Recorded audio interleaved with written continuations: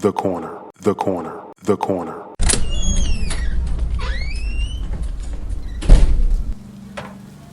Hey, welcome. Come on into Cousin Ed's Corner. This podcast is where you'll find real, authentic conversation, organic conversation, unscripted, unfiltered conversation, like you're home with your cousin.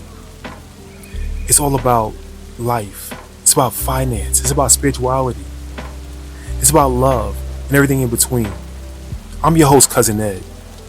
I'm excited to bring you along on this journey. So sit back and listen in as we dive into a wide range of topics. I have some diverse guests coming on with an array of thoughts and opinions. My goal is to create a space all for us to connect and communicate. It's not really about me. It's about the community as a whole. Let's enjoy it. Let's sit back. Let's think about our past. Let's move into our future. It's about the corner, the corner, the corner. So no matter how you cut it or slice it, we're all here together. I'm just here to give you a piece of my heart, my mind, my soul, and my mentals. So sit back, relax, and enjoy another episode of Cousin Ed's Corner. The corner, the corner, the corner.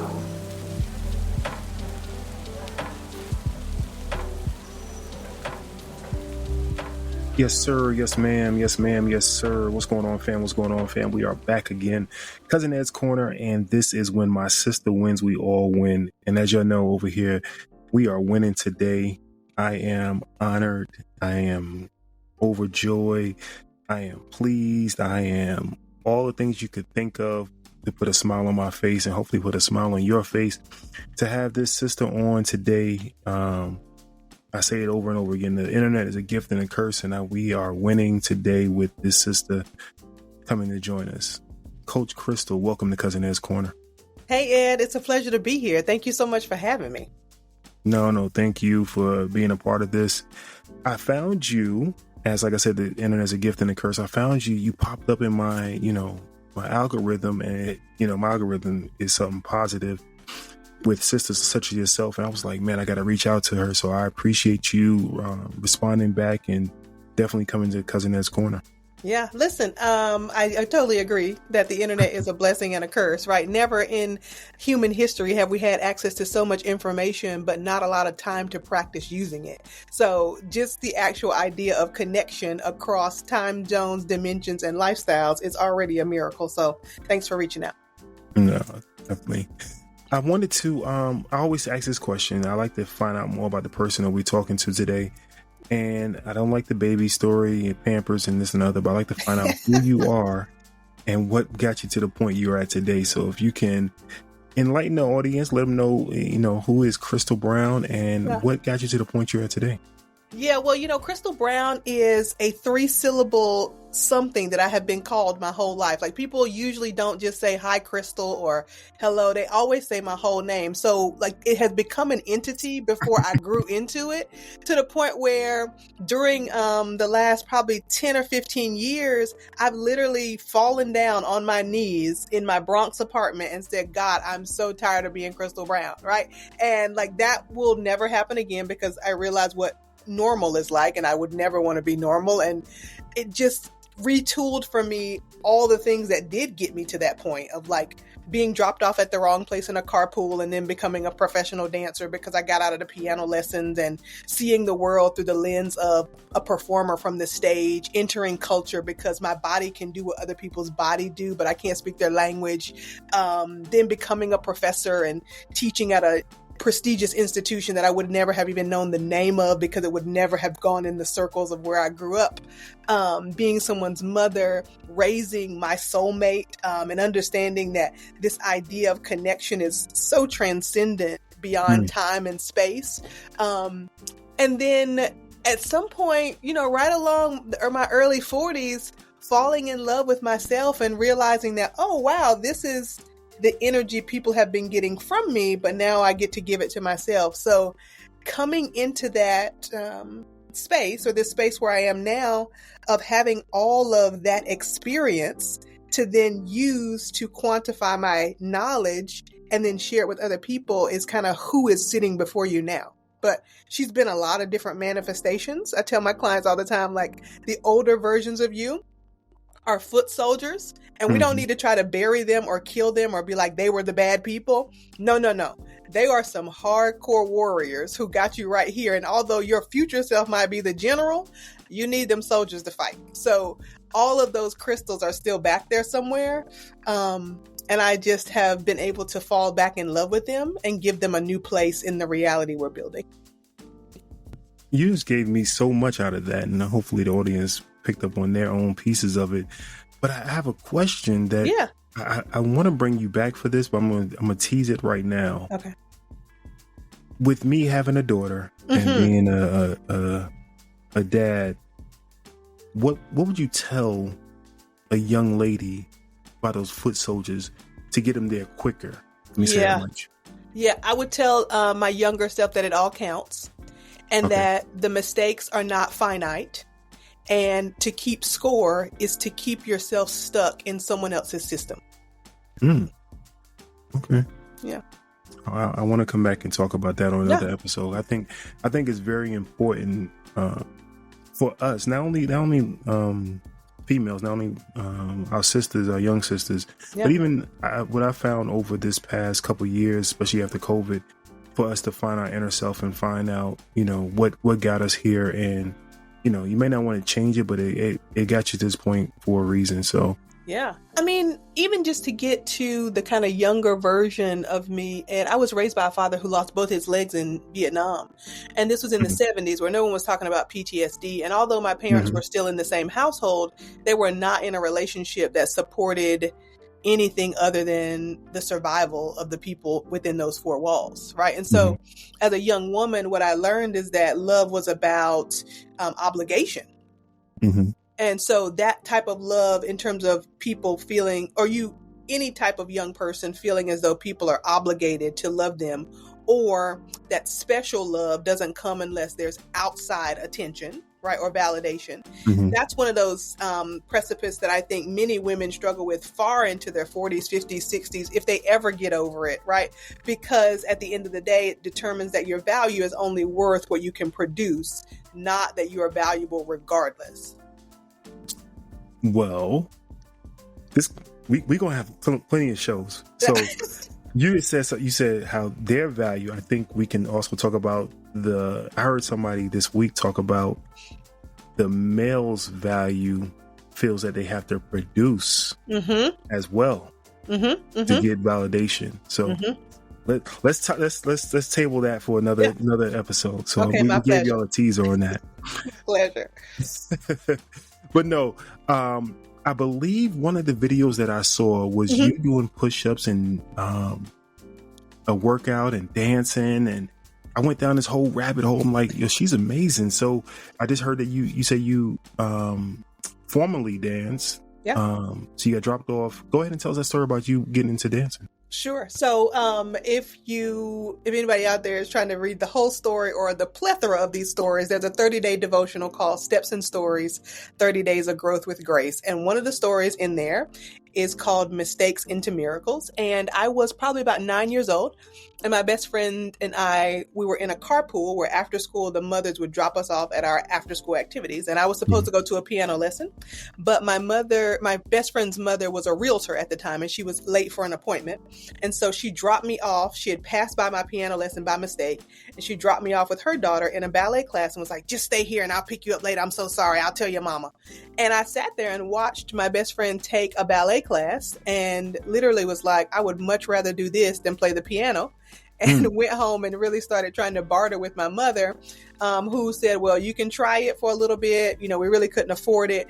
But she really was hard set on me playing this piano. Now, let's just be clear about parenting, right? A lot of the pressures of children are to actually live out the dreams of the parents, right? And so at my mother's 70th birthday before she passed away, she finally admitted that she was making me take those piano lessons because she was supposed to take piano lessons, but instead of going to the lesson, she would take the money that her parents gave her, go around the corner to the candy store, and come back as if she took the lesson. So she was trying to cleanse her karma with me, right? So this whole thing of like, what we put on our children. So I'm in this ballet class, I'm watching it, I get I make this deal with my mother that if I keep playing for a little bit, I can still take dance classes. And so that works out for the first year. And then people start saying that I'm a good dancer, right? Now, my mother didn't believe that. She didn't really know what she was looking at, right? This is another thing.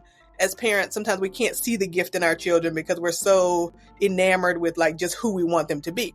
So other people started saying, oh my God, Chris is really good at this, and so she finally relented and let me stop taking the piano lessons. And then I started taking more dance classes.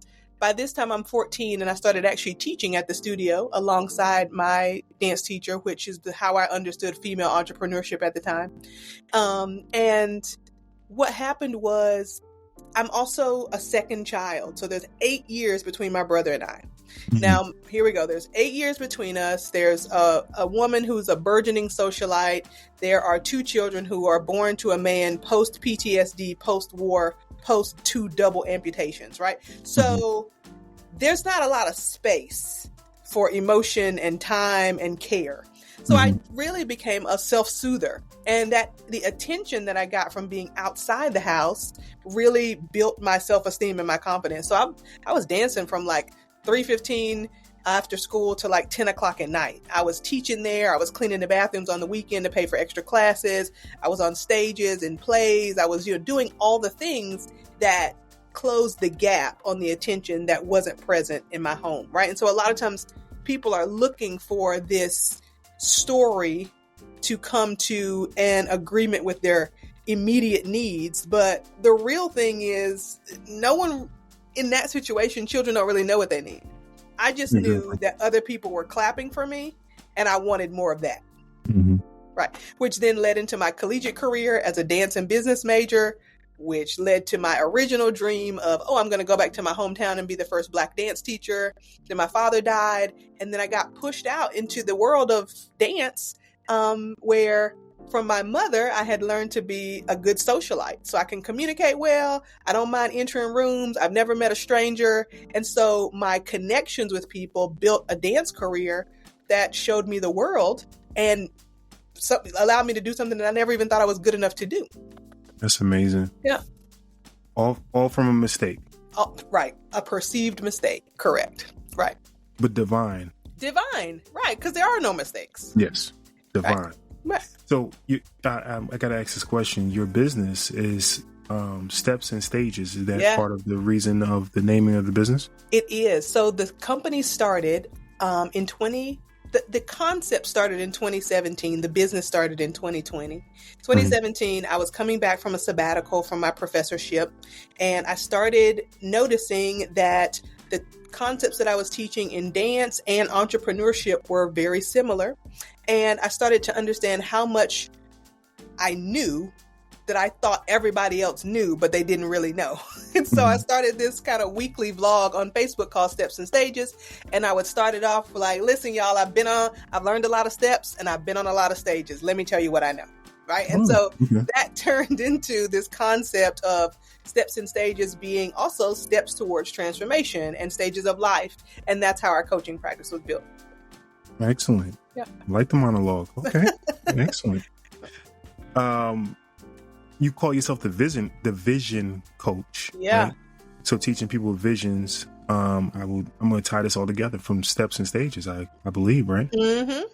Right. Because, as a dancer and then moving into choreography, what I think people might miss that is, it's kind of obvious, but if you don't do it, you don't really think about it this way. I have made a living putting my imaginings onto other people's bodies for people to witness them and make and call it valuable.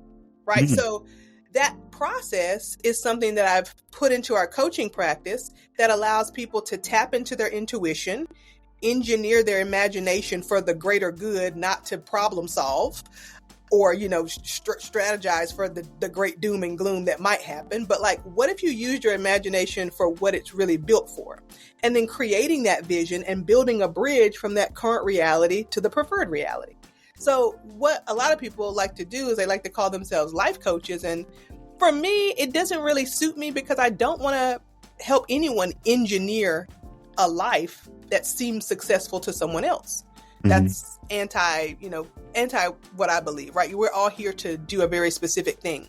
So I can't give you a bunch of worksheets and be like, great, you did it. Nice job. I'm your life coach, right? Like most of my clients get really frustrated because in the first 3 or 4 weeks of our program, there is no how to, because I don't even know what you want to build. Like I'm not going to give you a bunch of tools and they're not going to be useful. You're going to leave them in the shed, or the journal's going to stay in the box, or, the workout plan is just, it doesn't matter. You have to actually have a vision in order to know what you're building. So it's really about the vision that you see yourself. Exactly. Excellent. So you talked about, you started not the YouTube, but the Facebook. Yeah. Started the Facebook. And now I see you also have Wisdom Wednesdays. Yeah. We have a podcast called Wisdom Wednesdays. We actually have not, we actually took off recording the episodes this year because I've been speaking at a lot more in-person events. And so our schedules just, didn't align. But Wisdom Wednesday is a podcast that we created back in and I say we because I don't do anything by myself. It's a team of people over here. This is 2024. Wisdom Wednesday, I think, started in 2022.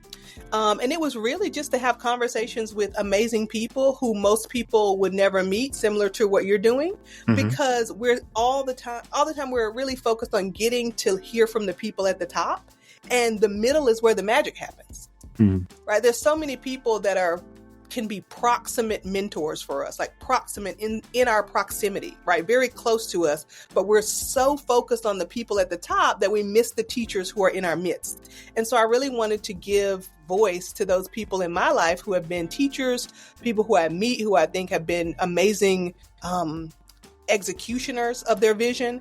And then allowing people to put together the space that it takes for people to go from what they're doing to what they would love. Because a lot of those stories get left out in the middle. We hear like, oh my God, I was down and out and now I'm a millionaire. Like we miss the middle altogether. That was my next question for you, is your middle. So you spoke about, being able to teach at the school locally at home. You said you are now a professor. That middle piece is huge. Yeah. How did you say, okay, I want to teach this on a professional level, not choreographing, but teach this as a professor? Yeah. It's interesting. And because we have to keep people in our lives long enough for them to remind us of what we said we wanted when we've forgotten. And I have 9 girlfriends who I've had since kindergarten. Some of them show me how much I've grown, and some of them help me keep growing. There are also some artists that I met when I was in undergrad, and one of them said to me, she was like, oh yeah, of course. Yeah, remember when you said you wanted to be a professor? And I was like, when did I say that? You forget the things that you've already said. And so in between that time that I'm like getting dropped off at the wrong place at a carpool, I'm dancing almost every day. When it's time to go to college, I don't know what else I would do but keep doing this, right? So the school conversation of where you're going to go got narrowed down to where can you major in dance in 1997. And like, this is 2024 and people think, oh, dance programs in colleges are natural. They were not all that back then, right? So where could you go? Where's the school that's going to accept your father's VA scholarship money? It can't be private. Like, there were all these stipulations that narrowed it down to where I went to school, which is the University of North Carolina at Greensboro. Now, I was basically trained, for those of your listeners out there who may understand a little bit about dance, I was trained as a white modern dancer. Okay. Right? So that's the understanding that my body had. But this body, this dark-skinned, 160-pound muscular body is not present in those archetypes or those professional dance companies out in the world. So the first thing I had to do was I had to find out where my body belonged, whether my skill set was there yet or not. Mm-hmm. And so I didn't really know how to do that. So I just was putting myself in situations to learn. And so I got an internship at American Dance Festival the summer before my senior year. And I want to say to the people out there who are listening, especially the young people, they didn't pick me first. Somebody in front of me got the job, but then they dropped out and I showed up. So it doesn't matter. Don't get your panties in a ruffle. Don't get your ego messed up. Like, well, I wasn't the first choice. Who cares? Like, when the door opens, go. Right. So I wasn't their first choice, but it was the thing that changed my life because I got to be in the room with artists who were legends, and I wasn't in their class dancing for them. I was sitting on the couch or driving them to tea or having dinner at night, and I got to see them as people and they got to see me as a person. And that changed the way that I started to navigate my career in dance. I had a business degree as well, so I could think with them about things. I could help with logistics. I was called back the next year to be the dean's assistant and with Donna Faye Birchfield. And so these people started changing my life because of the relationships. And so when I got ready to say, well, I'm graduating, they were like, so what are you going to do? You should go audition for this person. You should call this person. And that's what became the family that supported my career because my biological family had no idea what I was doing. Mm-hmm. Right. And so that kind of led into me getting my first job with a West African dance company. It took me to the International Association of Blacks in Dance conference where I just kind of like got my mind blown of like, oh my God, there's a whole other world called Black dance. And I don't even know, don't even know what I'm supposed to do here. And so just those openings and those relationships and being open enough to see icons as people and allowing them to be human with me leveled the playing field in a way that allowed my career to move very organically. Right? Because I wasn't in the mindset of like, oh my God, this person, I can't talk to them. I shouldn't be. I didn't have that level of anxiety that my peers had because I had already sat in the room and like been like, oh, hey, Mr. McHale, Donald McHale, are you ready to eat? Are you ready to go? Like, having that human connection kept me from being so overwhelmed by sheer like brilliance that I kind of made, and I will say also I was young, right? So I made a lot of probably mistakes and rude comments to some really amazing people, and they were probably like, "Who this girl thinks she is?" But it's what I think gave me also the security to hold on to myself in a career that will take and take and take from you and leave you empty to the point where you need that validation from other people. And so I was really lucky and really blessed to have been so self-possessed, whether it be by ignorance or by, aptitude. It wasn't because I thought I was a better dancer, but it was just the fullness of who I am stayed intact in places where a lot of people got torn apart. So graduating 22, 23, 24 years old. When did you go back to teach? Or did you start teaching immediately? Yeah, so just to go back, right? I've been teaching at this point. I've been teaching other people's children since I was 14. Mm-hmm. Right, and so teaching has been the thing I thought I was going to do. So I just kept teaching everywhere I went to make a living. Okay. Right, whether that's teaching at a community program. When I founded my own dance company, In Spirit, in 2004, we became a vendor with the New York City Department of Education. So we were teaching and performing simultaneously. Teaching has never not been a part of my life. I think, there's that old saying that says, if you want to know, read. If you want to perform, practice. But if you want to master something, you teach it. Okay. Right. And so that's always been, I think, the cornerstone of my own development is that I've constantly been teaching everything I'm learning. Mm-hmm. And that gives me a refining tool to be able to teach basically anybody. Like, I don't think that everybody's supposed to be a professional dancer, but I do think that I have the skill to teach anyone how to integrate their imagination in their body. When did you become a professor teaching? My professorships began 2007. Yeah, okay. I had been a guest artist at several colleges up until then. And then I started being a professor, an assistant professor I was a visiting assistant professor beginning in 2007. I became an assistant professor on the faculty in 2012. I became a tenured professor in 2018, and this year I will be a full professor. So that's kind of like the stratosphere of professorships. Congratulations. Thank you. Yeah. So 5 years after graduating, you started teaching back at college. Yeah. Yep. Oh, I got out of undergrad at 01. I was teaching here at Middlebury, where I teach, by 2007, 2008. Yeah. Excellent. Yeah. Impressive. Now you spoke of your little man. Yeah. Yeah, your heart. He's my favorite person. Yeah. I see some videos out there. Does he love dancing as well? He does not. He does not. Okay, let me ask you. Actually, I take that back. Does he love to dance? Yes. Does he love it when people ask him, "Do you dance like your mom?" He's like, "No." Right. So he's 14 now.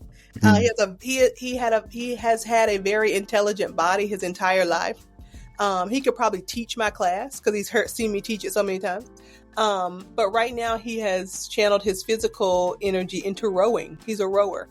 Okay. Yeah. And it's, for those of you who don't know what that means, it means like he's in a boat by himself on a river, just like paddling, just like going at it for speed, for accuracy, and he's not in a boat with other people. He's a sculler. And I think it brings out the best in him because he is one of those individual team sport kind of people. He's like, I will put my best to work for the greater good if we know what that's about, but let me do it my way. Excellent. Right? And so it's just really beautiful to watch him have that type of focus and solitude at the same time while just building up his own, like, this is what I'm made of. This is how I do it. I see that glow in you, that pride in you. So that's excellent. Yeah. And continued success to him for that. Yeah.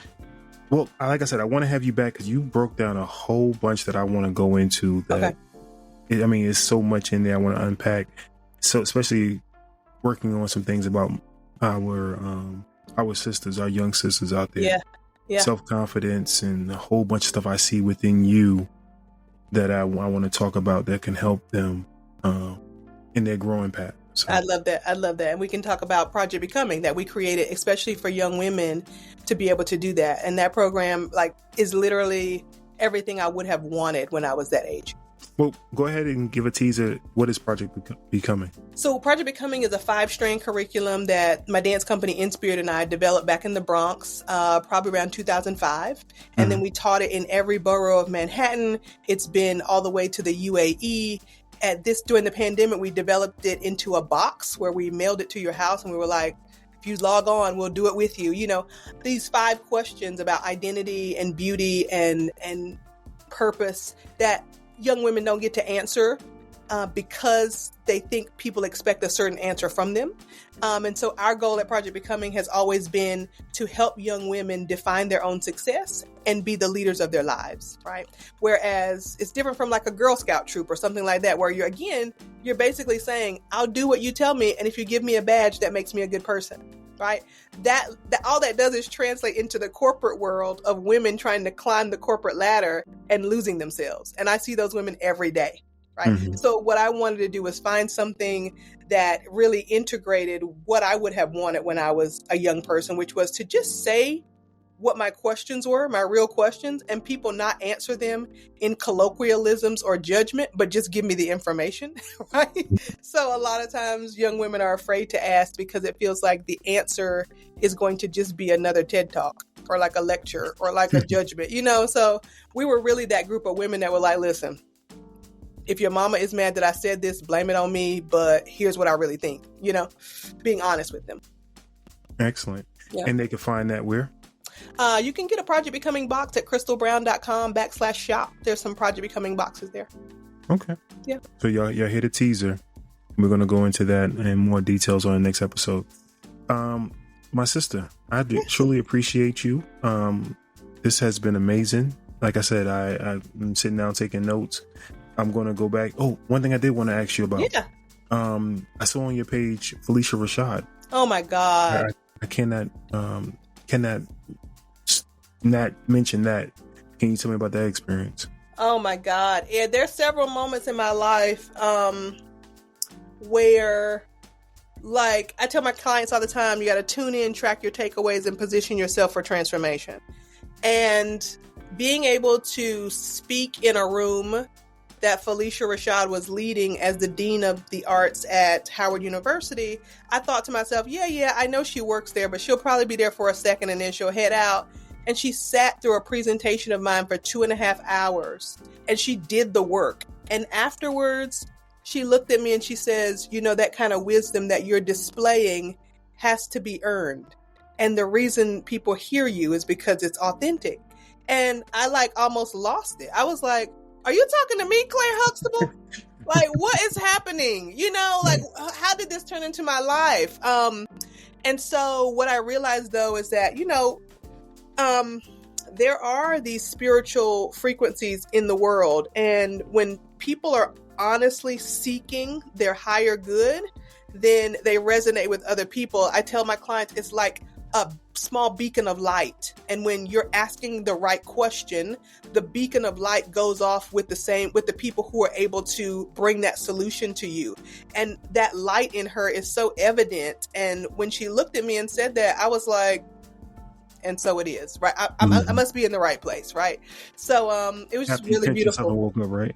Right. And then I was like, oh my God, can I record this? She was like, yeah, I'll say it again. And I was like, oh my God.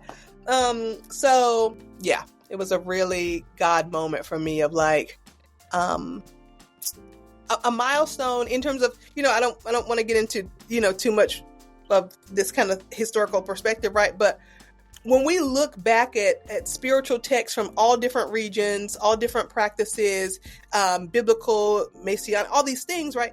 There are places in the journey, whether people are going anywhere, where they stop and they build memorials or monuments or temples or altars to something. And those milestones, if we don't record those in our own lives as like, oh, this is where my God light was visible, right? We have to remind ourselves that when we get all busy and frustrated and caught up in the swirl of other people's problems, that there have been moments in our lives that there are altars and monuments to our own growth. And by remembering those, we can trace our way back and go forward even faster. Definitely. This is powerful right here. If you have enjoyed this, please be sure to go to cousinedscorner.com, leave a voicemail there, go to the top of the page, leave voicemail, or on any social media platform, go to Cousin Ed's Corner and leave me a DM. Can you please give them your information, they can find you, where they can find you at? Yes, Ed, I'd love to. Listen, y'all, if you're out there and you want to check in about what your vision could look like, you can jump over to stepwithcrystal.com. Crystal is spelled Christal. Stepwithcrystal.com. Schedule a call or jump over and follow us on the socials. It's at Coach Christal. If you don't have tickets to the 3B Women's Conference, make sure you jump over to 3bwomen.com. And if you just want to make sure that you're not missing out, like and subscribe all the socials, Coach Christal, and we'll make sure you're in the loop about all the things vision based. Did y'all hear the voice? It's radio bound. Yeah, heard. Y'all heard it for yourself. Listen, we enjoyed you. I always tell everybody, listen, the brown is below the cabinet, the clear is above the cabinet. Use any cup you like. Hey. You are welcome back anytime. The Cousin Ed's Corner, the keys under the mat. Thank you, Cousin Ed. I really appreciate it. All right. Hey, fam, we out of here. We love you. Peace. This is Coach Christal, the Chief Visioning Officer of StepsandStagesCoaching.com. And when I'm not listening to Cousin Ed's Corner, I'm building visions. But I think you should tune in because this brother is powerful and the conversations go everywhere. Hey, y'all. Aisha here, founder and CEO of the Sistahs in Business Expo, the country's only multi-city small business expo and community created to celebrate and educate entrepreneurial women of color. Be sure to tune in to the next episode of Cousin Ed's Corner. And remember, when my sister wins, we all win. This episode of Cousin Ed's Corner was brought to you by the Sistah Shop. Please be sure to visit them at thesistahshop.com.